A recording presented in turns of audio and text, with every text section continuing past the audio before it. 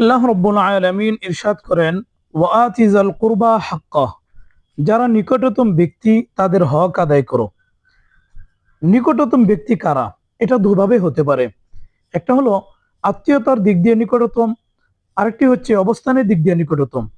যারা আমাদের প্রতিবেশী, যাদের সাথে আমাদের জীবন, যাদের সাথে পথ চলা, ঘুম থেকে উঠে সর্বপ্রথম যাদের সাথে সাক্ষাৎ হয়, আবার রাত্রিবেলা যখন ঘুমোতে যাই সর্বশেষ সাক্ষাৎটা যাদের সাথে হয়, বিপদ আপদ মুসিবতে যারা সর্বপ্রথম এগিয়ে আসে তারা হলো আমাদের প্রতিবেশী। তাদের সাথেই আমাদের পথ চলা, আমাদের জীবন। এখন কথা হলো, এই প্রতিবেশীর হক বা অধিকার কি?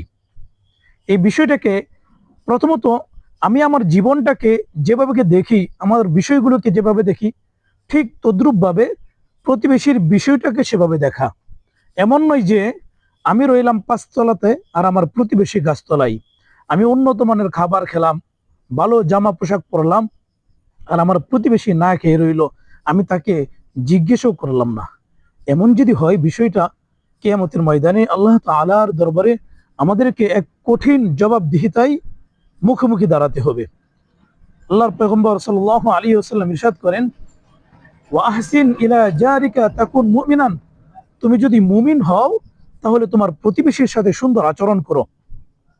আজকে প্রতিবেশী মানেই শত্রু, প্রতিবেশী মানেই একে অপরের কল্যাণকামী নয়, বরং বিদ্বেষপূর্ণ।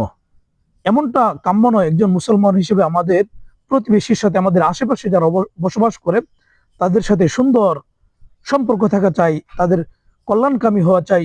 এটাই মুসলমানিত্বের লক্ষণ।